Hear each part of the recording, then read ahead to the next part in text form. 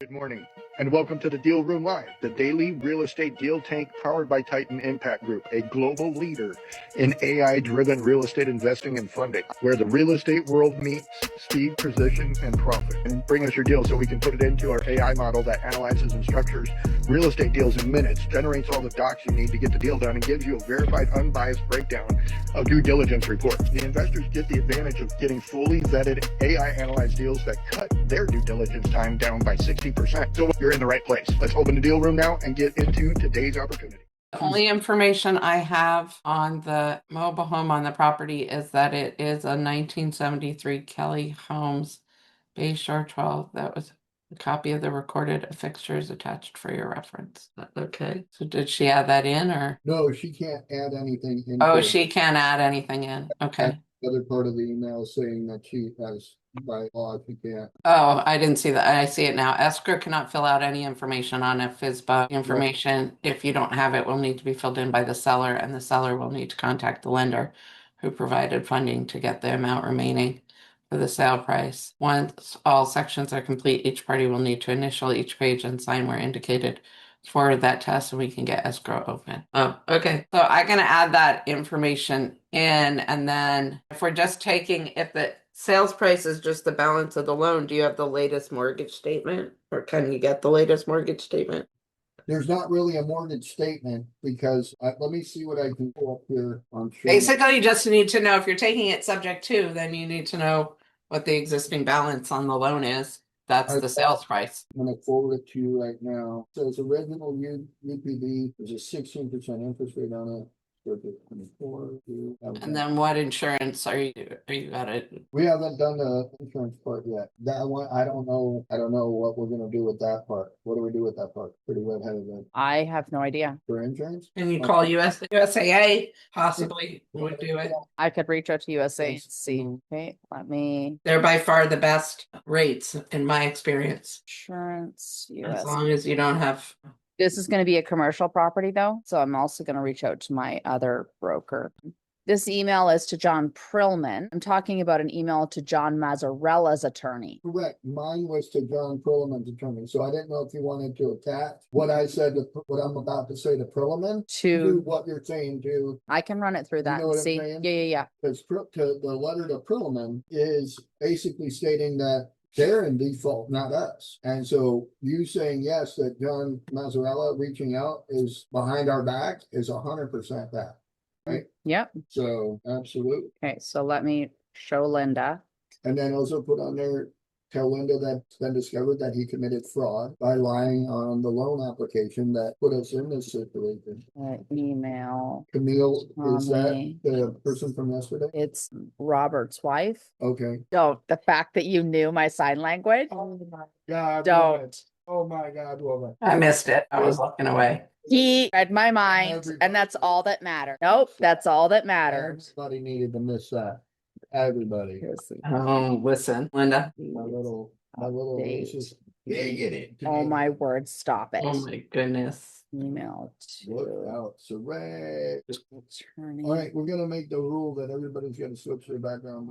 Like me. Everybody has to switch their background to what? Yeah, I added it to Zoom, but I can't like make it come up. We have discovered that. The one that Blake made with the actual land chart coming through the door. Yes. Oh, that's the one you want? I don't know why it's not an option. Let me look and see if I can make it. In her account, it's in there as content, I believe. I know. Zoom is funny these days. Can't get their shit together. Thank you. Sorry, guys, we're dealing with some interesting things that we'll share after it's all over, and all your eyes will want to pop out of your heads.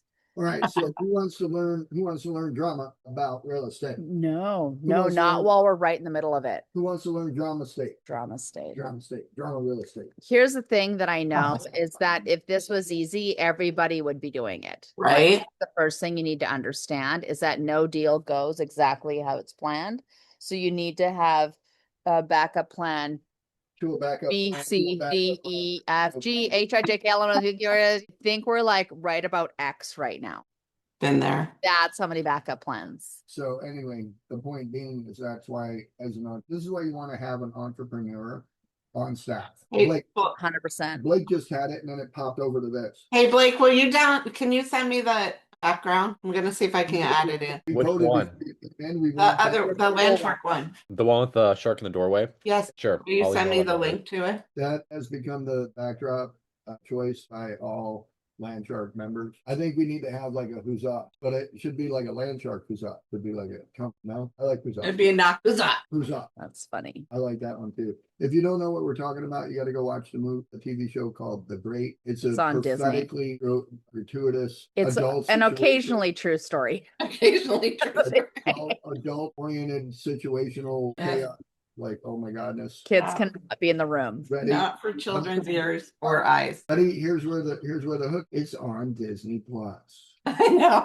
Right? And so is Deadpool. True. I mean, craziness, right? So anyway, all being said, real estate drama. This is why we have to look at 100 properties, right? It's because you can literally get to the finish line and trip over a pebble and land on your face and be like, now what do I do, right? So where we're at, our data center is 2 days away from closing. We got to close by the 30th, which is technically, right?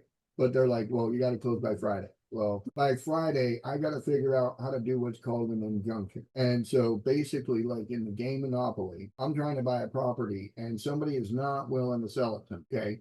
We're trying to get a deal done in Monopoly.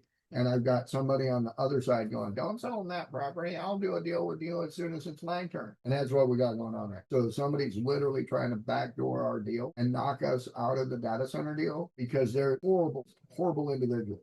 And what's funny is I prove this because of one thing. I'm a dragon slayer. I discovered this morning talking to the lending broker who was standing to look. He was actually going to make about $90,000 off of our deal that we got. Because of all the work that he did to get this done, right? And I'm talking to him, he's like, Tommy, do I just attract garbage or what? And I'm like, no, you don't know when to see garbage.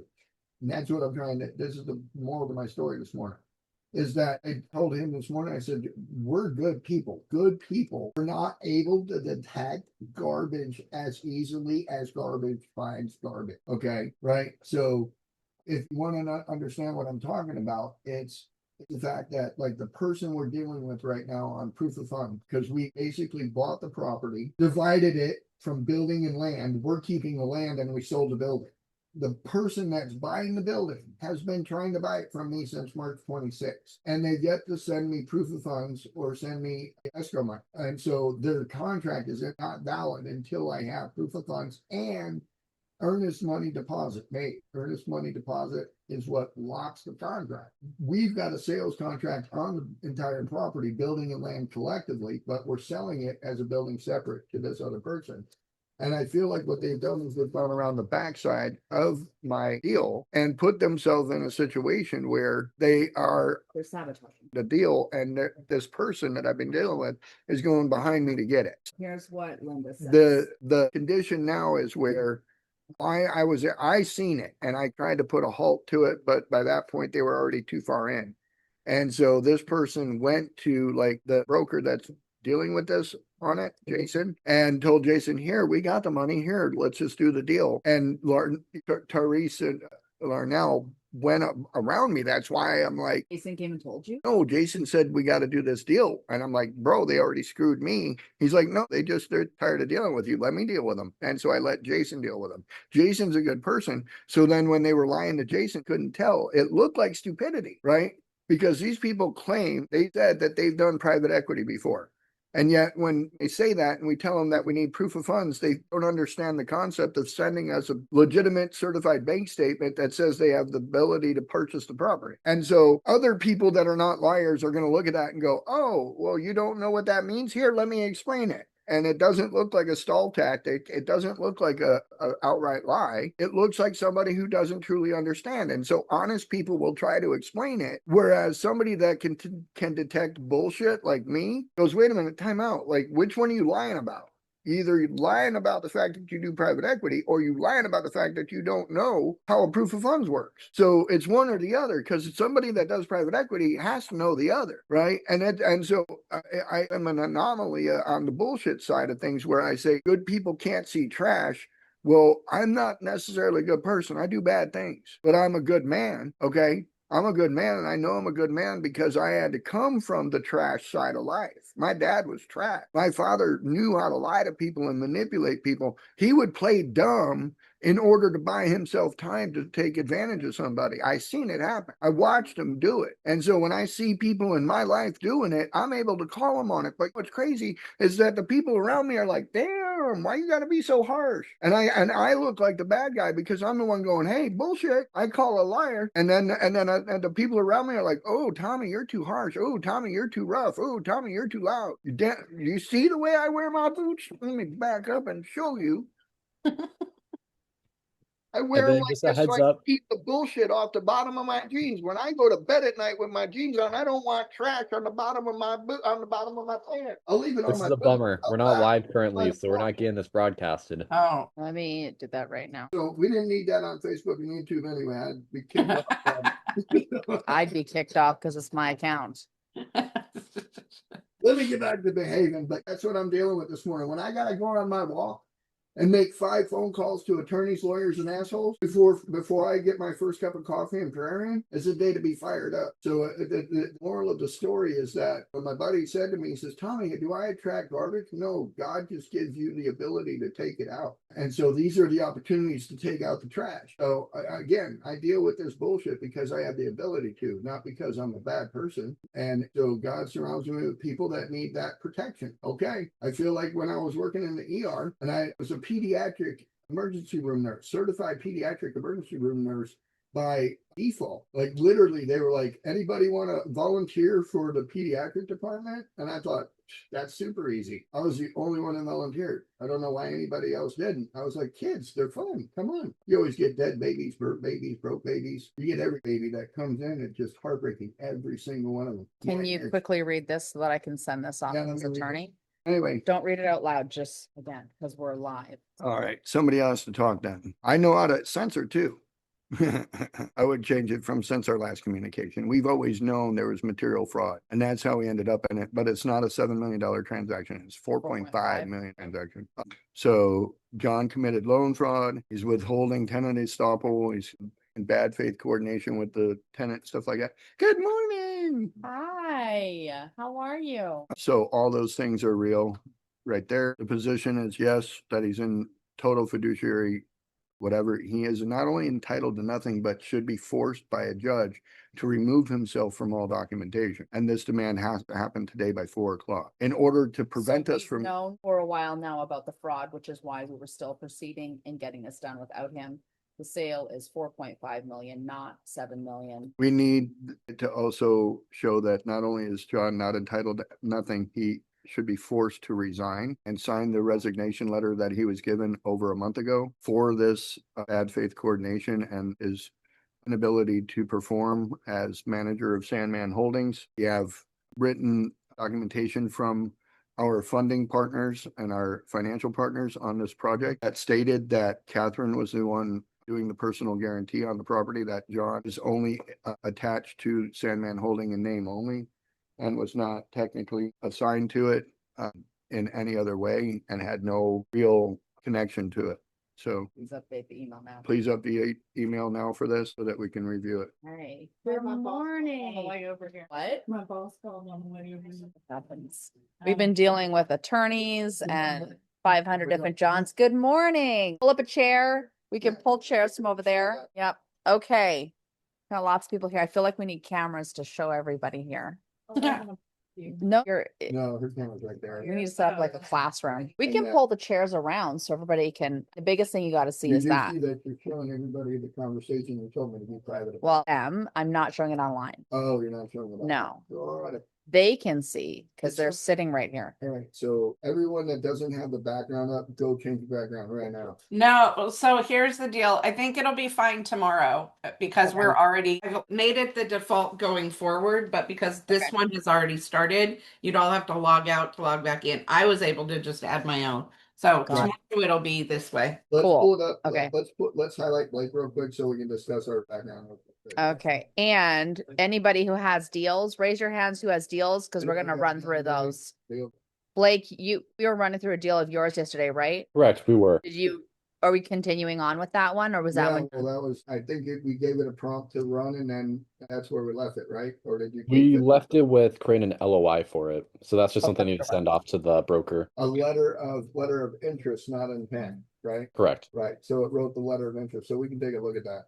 I also want to pay attention, we got some people that came in this morning to be a part of the show here in Scottsdale, so we're always encouraging people to come out, be a part of the program, and run deals and learn how to do presentations, real estate deals using AI. I spent a lot of time selling property. I've been selling property since I was 14 years old, and by taking all that knowledge and input and putting it into the Deal Hunter program that we use daily to run deals was more so as like an act of service. Right before everyone showed up, I was on a bitching campaign about why good people are. It's hard for good people to see bad people's intentions, and it's because they don't think that way. Right? Like good people just don't think like liars and assholes and cheaters. Right? But unfortunately, I was raised by liars, assholes, and cheaters. So I know what they look like, smell like, walk like, and talk like, right? And so it's easy for me to dictate that and find it. So we're building into Landshark Mastermind the ability to do these due diligence reports because cutting down the risk is going to make it easier for you to stay away from bad guys, thieves, and crooks, right? And so Blake has a partner in here that he works with a little bit. Katya's out today, right? I'm not sure why she's not here. I said something yesterday about she had something to do today, but Blake and Katya worked very hard on the Landshark Mastermind side, out going and getting us properties and deals to find and work. They're diligently daily out tracking down, trying to find 100 properties a week to run. And joke and jest, but Katya is a magnet for finding the diamond in the rough, right? And so accepting her role in that is something that we're working on because she's able to find these tough properties, but that require that level of. But it also matches her investor profile, right? that which is what we're doing with you guys. She's got that ability to be a nice, persistent, patient individual through the process, right? And that's why she's able to find these dirt dog projects that require somebody with that expertise and skill set. And being able to work with like our professionals in here, Cicely's licensed, she's the California MHP queen of California, right? So she's able to work with our partners out there in California on these deals and finding the right ones to put all this together. But Blake had run up a deal yesterday, so why don't we start there? And just really quick, Cicely or Saray, do you guys have deals that you want to run through today? No, but I do have an experience I'd like to share. Okay. And I'm quiet. A lot of times I have homeschool and I'm working in the background. So I listen and I'm taking in the information. So I use Landshark. I have a mobile home park I'm working with, and I'm working with the consumer, and the consumer is dealing with a situation where they're trying to take their home, and they found the mobile home park they found a legal loophole to basically steal as many people's homes as they want. It's really bad. Wow. Really, really ugly. And I figured it out. I figured it out because I studied the laws when I was Right. younger, and I saw the section, the civil code, and I was like, they can't do that. So then I started digging, and then I went on Landshark and I looked them up, and I saw all these lawsuits. I saw like 10 different lawsuits. And so I was able to send this to the client, and the client, so now the client actually has a potential huge lawsuit that he can file. And That could be a class action. I was able to gather all the information from Landshark. So I was like, it just dawned on me. I was like, let me try this. Let me just wing it. We figured out that they're doing this across the board, all of their mobile home parks, and it's causing a lot of homelessness. And I'm like, and the crazy thing is my broker is friends with him. I called my broker and I said, hey, I found out that this company, they're stealing homes. And he's like, Cicely, back off. He's like, you don't have the lawyers. You're not equipped to deal with this. He's like, I'm amazed that you discovered something. He's like, just stay away. And I was like, oh my, but it's some crazy stuff going on. My broker was like, just stay out of it. Okay, but here's the thing, you guys, when good people stand by and do nothing, that's worse than the criminal themselves. Like that'd be the conversation I'd be having with if he was my broker. Yeah. And I'd be looking for another freaking broker to work for. Like, I'm sorry, but that is like, right. Well, again, it goes back to, and I can relate to that because while I was in nursing school, I had a instructor in nursing school, male instructor, who literally said, you're in a female dominated industry, suck it up and shut it up. Because I wanted to recruit and retain more men to nursing. I wanted I wanted the population of male nurses to reach over 20%. Literally, there's on the floor nurses, there's less than 3% male nurses on the floor. So when women talk about equality, like, and I experience this quite well, women, all the female nurses, like, yeah, again, it depended on the shoes you were wearing as a nurse. And so if you're a male patient or a female patient, like I remember so many times it wasn't really the patients that were difficult, it were the nurses that had attitudes. I'm not saying women are catty, I'll let them say that for themselves, but we would literally have to break up a nurse and a patient from fighting, and I would have to adopt all these females that like were catty with each other because the female nurses wouldn't deal with these catty patients or whatever. Wow. Right. And so that dynamic of female estrogen. So anyway, I know we're in real estate, but Cicely was talking about was using Deal Hunter to problem solve instead of finding deal. And so we're just moving through some of that this morning and talking about it. Tamara, welcome to the podcast this morning. Did you send me the investor survey? I swear to God, I thought I'd seen it on Friday last week, but then for whatever reason could never re-find it over the weekend to work on. You're muted. Tamara, you're muted. We can't hear you. Did Is it on Sunday. Sorry about that. Can you do me a favor and resend it so that we can pull that up and run that for you? Uh-huh. I'll try and find it. That would be great. Again, like I get. Do you think it went to my email when I finished it? Or where do I find it? Go back to the conversation, the results. Okay. The GPT, copy the results from the survey and then email those to me at tommy@titanimpactgroup.com. Okay. And then I sent it to my partners to fill out as well. That'd be And then I just rescheduled a call with you on Friday. Perfect. Let's get you that survey. That would help me during that conversation. Otherwise, just sit there and maybe talk about bingo school and stuff like that. But No. Bill sent over hers. Did you send over yours? So I got to question like 45 previously. The paid version? Okay. I'm gonna pay Yeah. the $20 a month version. I sent it to my partners to fill out as well. So hopefully you get it from them. It's just like a woman. Dewan just joined us. Again, hey, I'm just saying, like, if you go and split dinner with a woman, you think you're gonna be friends that night? What? Okay. Coming up. Listen, I'm on the therapist couch this morning, so I don't know what else to say. Dijon, Did you do the what's survey? going on? Did you send it? How's it going, everybody?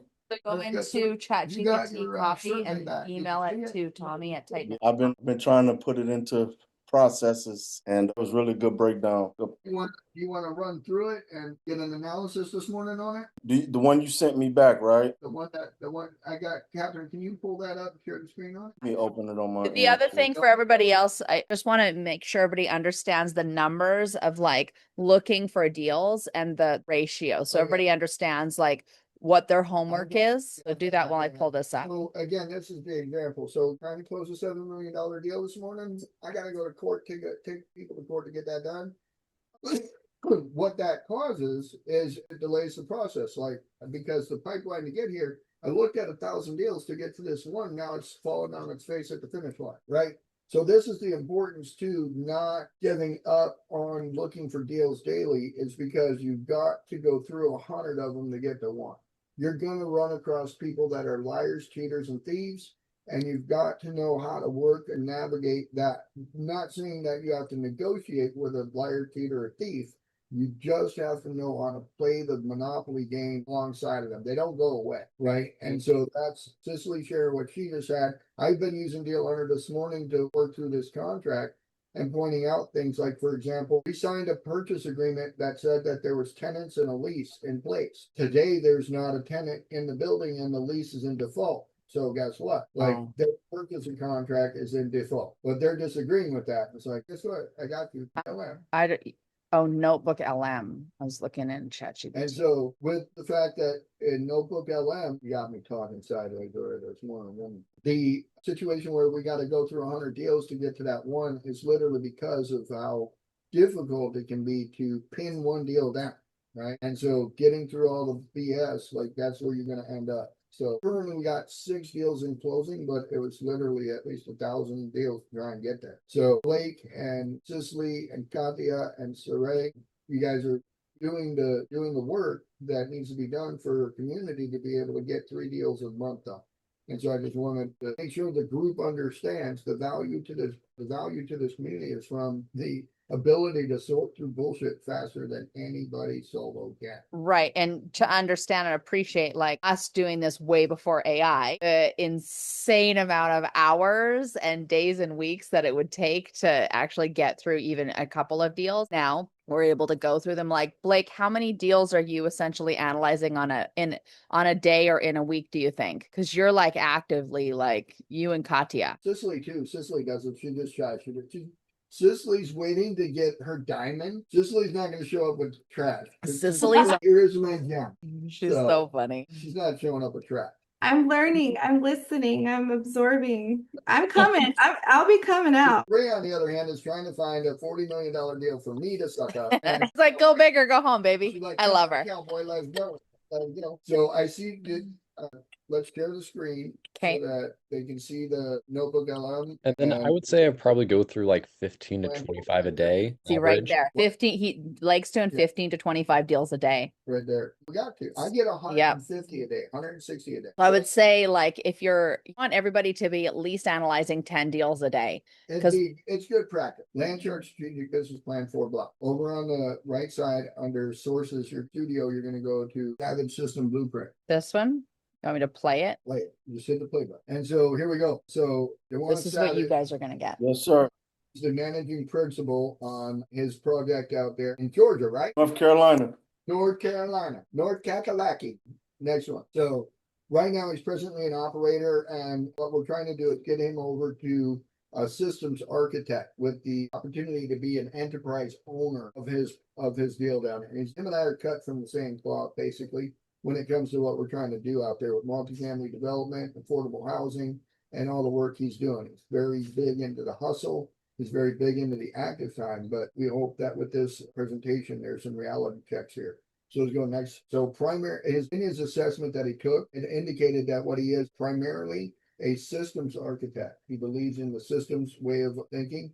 And then a secondary position is a cash flow philosopher, right? He's able to think inside of a cash flow way. So what this breaks down to is got repeatable workflow with predictable income. And what he ends up building is institutional wealth, like big money. Like those are powerful tools. Next one. So the systems architect edge is that they understand repeatable workflows. They can they're really good at delegation and automation. They believe in having a strong foundation, such as infrastructure. And then they also have a scalability mindset. And building out is important when you're building big projects like affordable housing. Right.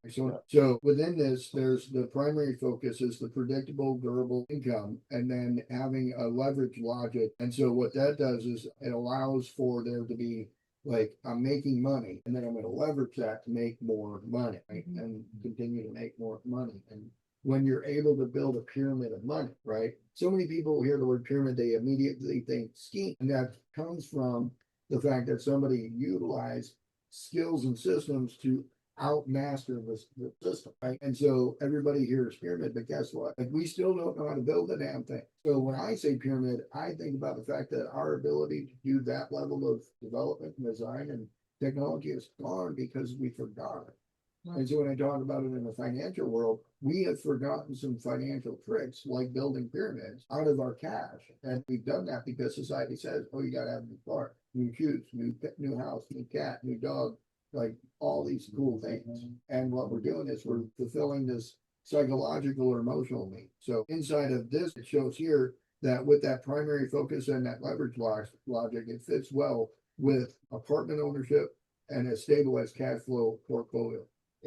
Doing good and doing well with what he's got, right? So this grows into generational wealth, right? And this is how it works. Next one. So anybody here heard of the SWOT analysis? Strengths and weaknesses over opportunities and threats. SWOT. So within his assessment, these are the things that came out as a identifier of that simple breakdown, right?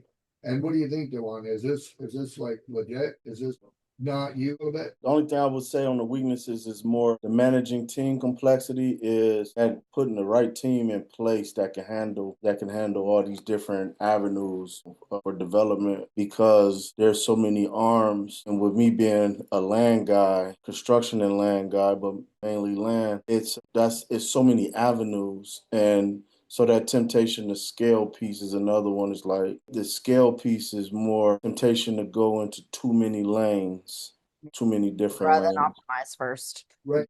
Well, I would encourage you to go check out my book called Blue Collar Revolution on Amazon. it's on Amazon. Blue Collar Revolution, helping contractors gain knowledge and efficiency through using AI. And so, like, you've used free estimates, I'm assuming, the AI. Well, I don't do contracting or anything. Everything around me revolves around the. This is where that weakness comes in. There's strength behind the AI free estimates that you haven't discovered yet. So you're a ground guy, right? I built this thing for me specifically. I'm a ground guy. And so I can actually feed it a site plan with cut and fill, how long, how much, and everything within 3 minutes. Oh, wow. See, I told you. Okay. Wow. Like you can feed it an elevation cut and it'll come back and tell you how many trucks you need. It'll tell you what equipment to use. It'll tell you where to go rent it. That I do need. Okay, thank you. Next. Sure. So inside of this, what Savage has going on here, and I'm going to just switch his name to Savage because I want to say his first name so many different ways that I get confused. So I'm going to be like the Ron, the John, the. Don't worry, man. I've heard it 1,000 ways. Out real long, Juan, right? But the core focus right here is like where you need to be looking and getting expanded into the BTRs. I love that it's not talking about this guy as like he's a rookie. Like everything is talking about like because he's at that level. He's professional level. He's not a newcomer. Right. So build your recurring cash flow before you chase complexity, right? And that would be starting those syndications, going into 40-acre properties to do big subdivisions, right? Like I know you can handle it, but we got to get the resume to do that. And have it, the Next. systems in place. So over the next 30 days, this is going to be your 90-day blueprint, right? And you're going to set up infrastructure and deal flow, set up teams and pipelines, and then bust into the first acquisition and what you're going to be able to do with that. Maybe it's a minor divide. I don't know what the rules are out there in North Carolina, but I know, for example, out here in Arizona, I can buy 5 acres. I can split it 4 times and I don't have to ask anybody's permission to do it. I pay for a survey and it record those three new parcel ID numbers, and it cost me less than 10 grand to create 4 new properties, right? Well, and he could have a conversation with Deal Hunter about building out these systems and just having them be repeatable. Absolutely. And I would suggest that he upgrades to the AI package that we have. Right. That gets him the Rosetta Stone, the AI voice, and the virtual team. Right. So go ahead and hit the next one right there. What we're looking at is that these are your checklists, right? To find and get yourself situated with this. Go to the next one. Explaining like how to set this up exactly. You can literally like screenshot this, put it in your DPT and make it creative. They create SOPs for me, create investor presentation for me, create off-market outreach campaigns. Bring those to us and say, hey, Blake, I'll cut you a part of the deal. You go get me a piece of property in North Carolina. That Right. matches this criteria. Boom. That's the whole point of all of us working Like, together. You gotta feed Yeah. bird dogs and birds to go bird dog off. Next number. And that's why your membership here is important. It's because you have access to these people to do this stuff with, right? So what we do here is we're trying to get you into a situation where you're able to send out qualified letters of intent, get an asset closed, and then put that into the management blueprints, right? To set that up. So knowing what that looks like comes from how to establish each one of these things and doing the 12-month business plan, infrastructure to the first deal, stabilization, scale support, and then enterprise position. You're going to repeat this cycle until you reach that or achieve that level of satisfaction. So here's my pyramids. Every one of them got pyramids in it. I don't care. And the reason why is because I use what's called Maslow's hierarchy of needs. This is your hierarchy of funding architecture. You got your primary layer where we can do commercial conventional funding. You got your second layer where within Titan 23 we can do your private money. We can do your refis, and then you've got your backup layer to what if the bottom 2 don't work? Well, that's where we have the joint venture already built into the membership with Landshark. We create those private equity memberships with you and go into risk mitigation on larger development. So again, that's why my criteria box is $1 million or an acre. And if so, Savage wants to go and grab a 10-acre piece, but it's over 500. Come on, it's still because I can make that can make a piece worth more than $1 million. I know how to do that. So what we got here is the architecture KPI dashboard, where you need to be. Here's your matrix. So you have an idea of what it's going to look like for savage enterprises to exist. So we always have pillars revolving around risk management, because without pillars, you risk the roof falling on your head, right? And so we might have a stable foundation, but if we don't have 4 solid corners, what we put over the top of us could collapse on us, right? And so these are the rules that you must follow in order to make sure that you have full understanding of what you're going into. Like we have right now, we're faced with a massive issue, but because of documentation, ensuring that our internal systems are in place, we stress tested our underwriting to the hill. We can't force people not to lie on an application, because that's where all of our problems start. Like when we do what's called a root cause analysis, RCA shows us that the root cause of our not closing the data center for $7 million, 100% revolves around somebody choosing to lie on an application. So I want to pause and give that lesson. I want to make sure we come back to that, why this is a critical piece. Let Never. me get through. I don't want Savage to get sabotaged by the Right. walls. So, and then right here, no cutting corners. Yep. On compliance or reporting. Yep. Like We'll if talk you're about that willing for a to minute. ready for this? We've got somebody that owes us money. They owe us $5,000 a month. They defaulted. We told them that it's accelerated now to $6,000 a month. They decided 3 months later, well, we'll send you 5,000. If I accept the 5,000, do I get to make claim to the 6,000 they actually owe me? Yes No. or no? Do I? No. Because I took the what? I took the 5,000 and I reset the term. Their convenience, not mine, right? So I have to be willing to say, here's your $5,000 back, give me 6, and then we're even. So you're legally in But compliance. legally, no, I can't take 5,000, because that's called a settlement, right? So when we're taught as children to agree and don't argue and compromise, guess what happens? It makes you a weak business person. Oops, mama's manners don't mean shit. I'm mad at my grandma. So this is the end of this. So I just want to share with everybody. Show the last slide or no? That was the last slide. Okay. So really quick, here's the thing, you guys, like as you become more and more successful, you're going through, you're doing deals. More, and she showed up. There she is. We love more. more.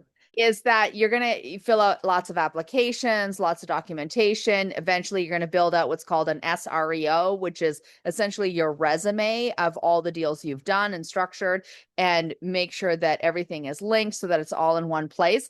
Never ever lie or even embellish, because it'll always come back and bite you. It's better to be really conservative and undervalue what it is you've done and how you've done it, because at least the team that's working with you knows how to work with that. But if there's been straight up lying and fraud, this is a piece of what we're dealing with. Bad people try to play dumb to get away with shit. Well, and what happens in the world of I have to SEC is who I have to basically report to for all the deals.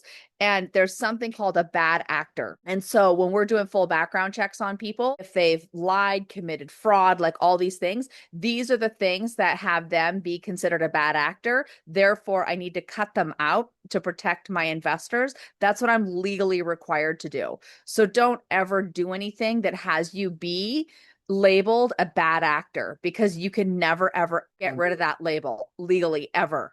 Once it's with you, and that's it. Never get rid of it. It's not like we had lunch with a guy who was trying to get us to raise $10 million.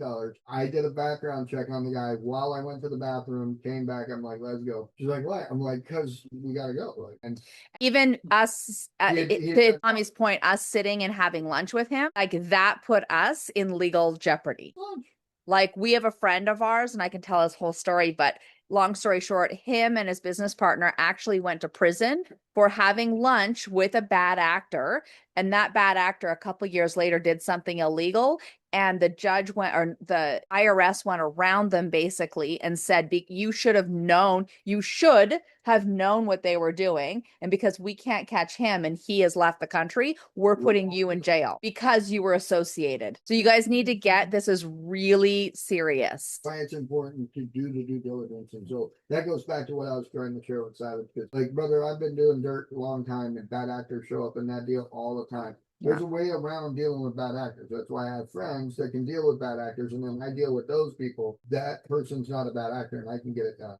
What you got, Cicely? How do we know if somebody's a bad actor so we don't Do associate? background checks. Okay. Do full deep dive background checks on everybody. And if you need more information about that, let me know because I'll work with my legal team to get that done for you. Deal Hunter has the ability to do a small deep dive. That's and then true. I also have an AI written by a lawyer that lets me do a bigger deep dive. And then if we actually are taking more than a certain dollar amount, I do a professional deep dive with our SEC attorney who goes and checks what the color their underwear were when they were born. So like we'll figure it out. Saray. She's all, babies don't wear underwear. We'll find out. I heard you, Saray. More. Okay, deals. Whose deals are we running? Moore's got a deal, right? We got a deal. I sent you the term sheet, but I can't share screen right now. My thing is acting funny. But I sent you I also did 90,000. I know you told me to do 60,000 and 120,000 down for this RB park, but I also did 90 just to Okay. compare that. I sent it to your email.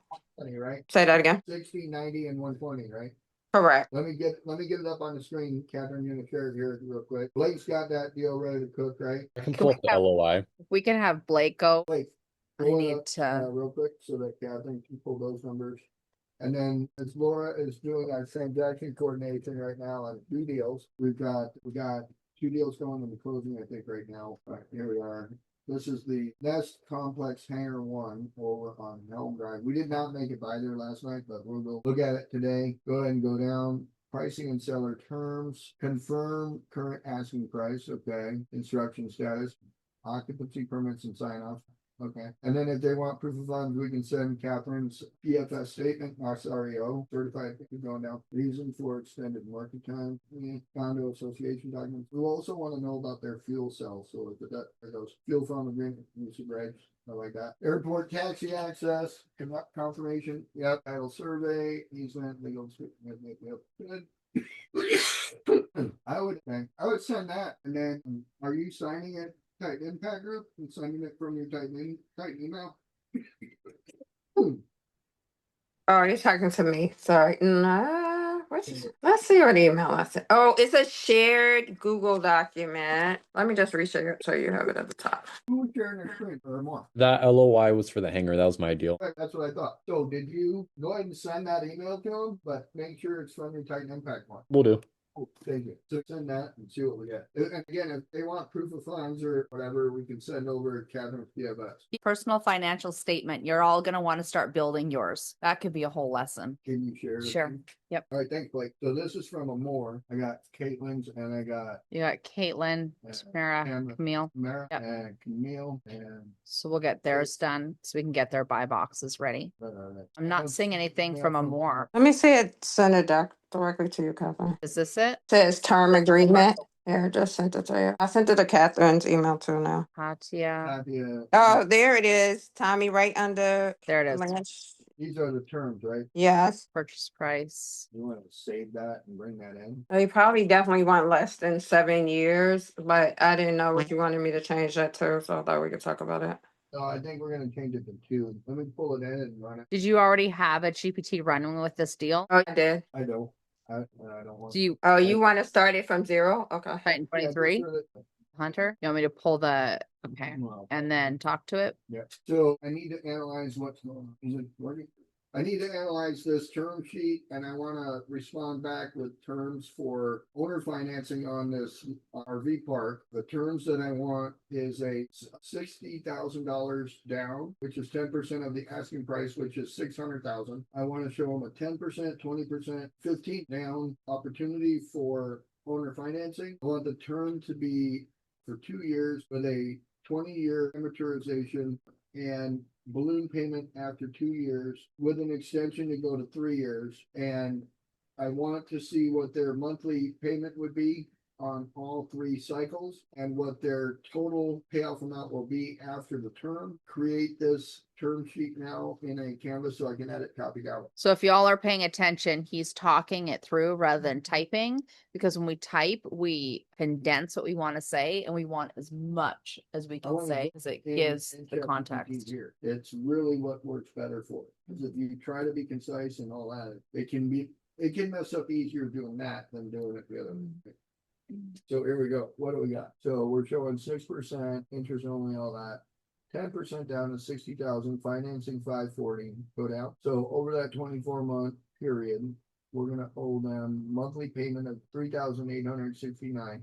And our window on this, correct me if I'm wrong, Amor, I think that they were saying that we make monthly a $5,400 a month, I think. Something like that. Correct, okay. So let's keep going through it, so, because we gotta pay attention to that. Sorry. Just hit the X up at the top with your left. It'll pull it back in now. Okay, the left up. So option one shows that they're going to get an estimated total payments over 24 months of about $92,000, and then we'll have an estimated balloon payment of 510, and so they'll walk away with 603,000 basically, and that's because of the amortization. If we did that interest only, it's going to change it again. We'll do it in a minute. But let's just run through this. Giving them 90 down brings us down to a payment of 3654. And at the end, total payout after 24 months plus the balloon, they went down in price a little bit. It's going to be 569. I don't think it's taken into account the $90,000. So keep going down. We'll see. I don't think it is. It's not. Okay, keep going. So the payment adjusts only by $200. Basically, it goes from 38 to 36 to 34, right? The payment for them is anywhere between 3,500 and 4,000. Right. And then we're making 54 and we're covering on that, but no expenses. Right. Keep going down. This is where we always say do the numbers and the numbers tell you what to do. So that's why I'm running through the numbers so that we can see this. Go all the way down there. Hit the talk button. I noticed in the economics that you didn't include the $90,000 down payment into the final projections. If that is correct, make that adjustment now. And so now it'll just rewrite that canvas. So it's thinking. It's done when it's a circle with the lines. But if you scroll up, you can actually see it rewriting in real time. See it right there. It's So rewriting. option one. Okay. Stalled out for some reason, but No, it's still doing it. it's down. Option two. So watch, it'll change it. There we go. It's changing it all right now. We're watching AI think. Because and again, work. what we're doing is we're trying to make sure more fire chief extraordinaire understands the value to doing the owner finance. Because if he's want to make sure he understands that the value is 450. We're giving him 659. Okay, got it. You see what I'm saying? Because that's truly the only way it really makes sense. Then we can go out there and cash flow it at 75, 85, 95 a month. And it makes sense for it to be that high because now the value's there. If we can get the cash flow to 95, if the value's at 650 there. So I think for the benefit of everybody here, can you explain like the different terms that we can negotiate? Just because somebody says they want this much, there's all sorts of ways to structure it. So that's a win-win. Right. So you got, well, there's only really two terms that you negotiate in the contract, price and time. Those are the only two things that are really your negotiables. Everything else is what they call a contingency. I want the refrigerator. I want the appliances. I want you to fix the roof. Those are all contingent, right, to the terms. But the terms are always price and time. So when you're negotiating, if people want you to close fast and pay full price, that's a red flag. You gotta work with me on something. So either I'm gonna pay less fast or I'm going to pay your price, but it's gonna take me a month. Because I want to take my time trying to figure out if that price is valuable, if that price is worth it, right? And so you either give me 90 days to close instead of 30, or I take 30% off the price and we close in 30 days. Which one you want? Right? And Deal Hunter helps figure out by doing the numbers, which one is And a win-win for I wanna everybody. know what I can, give me a time option and give me a price option, and I'll present that. This one right here is owner finance. So what I'm doing here is we can close immediately, because if all I have to do is put 10% down and take over the entire project, my cash out front of what I'm gonna be making has to be greater than 25% in. Does that make sense? Because I'm fine. Wait, say that again. Can you say that again? So my 10% buy-in, I'm getting the income coming in. I have to make sure that I'm 25% higher on that income so that I can pay the loan that I'm asking, right? So and it's called DSCR, and it's debt service Ratio. Has to be. But what was the 25% thing that you said? That's the DSCR. That would be at 25%, because if our monthly payment, let's just use round numbers, if our monthly mortgage payment's $1,000, I need to be paying $1,250 from the renter. Got it. I understand now. Okay. For this property, as a landlord, I'm paying $1,000 a month in the mortgage for the property. My renter, in order for me to cover that, needs to pay $1,250. Got it. Okay. Because my renter pays my mortgage. and then I need to make Right. profit. But Otherwise, we I'm- still have to make some money on it. Right, because there's expenses, there's taxes, it's called PITS, there's interest, so those are things to look at. Did it finish it? It's holy crap, it's slow. It finally finished. Okay, so basically what that shows is that the numbers Go to change option. slightly enough Option one. for them to understand. This is what I would send them. Because here it shows at the end, on the 10% down, it's at 663. At the 15% down, keep going down, it shows that they're at they've added $50,000 by taking 15%, go again, and then here you can see that this one's at 682. Oops.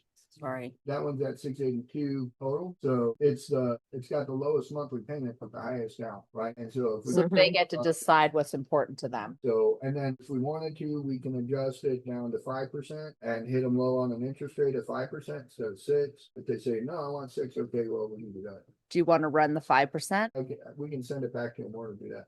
Okay. All right, Saray, thank you so much. Glad you came in. Look forward to our meeting later with the Florida crew. When is that? Did we figure that out yet, tomorrow? I thought it was on the calendar. I think it is. Monday, it's on a calendar. You want me to send this chat to Amor? Send this chat to more. And then more, if you want to put in there 5%, Okay. and put in there 5% interest and give it to them like that, then that way there's room to negotiate up, right? Love it. All right. And then you want me, I'll just send it to them with these options with Yeah. 5%. Still at 5% interest and change it and boom. So Amor, I'm just putting it at the bottom of the document so that you can Oh, thank you. carry on the conversation there.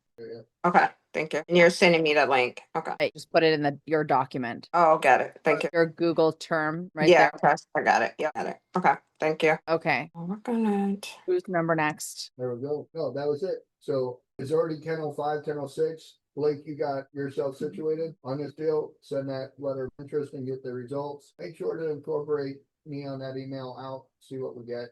We'll go from there. And I think what I want to start doing is I want to start getting like everybody's buy box, and then we could put it into a spreadsheet, and then like Blake and Katya, anybody who's like just doing the hunting part, they could literally start doing searches for that criteria to help find deals that meet that buy box, and then we could collaborate and do things together if anybody's interested in having Blake and Katya go have fun searching for deals like that. Well, once we have our Florida meeting, I think we'll know more. I think Okay. that's a good idea. Okay.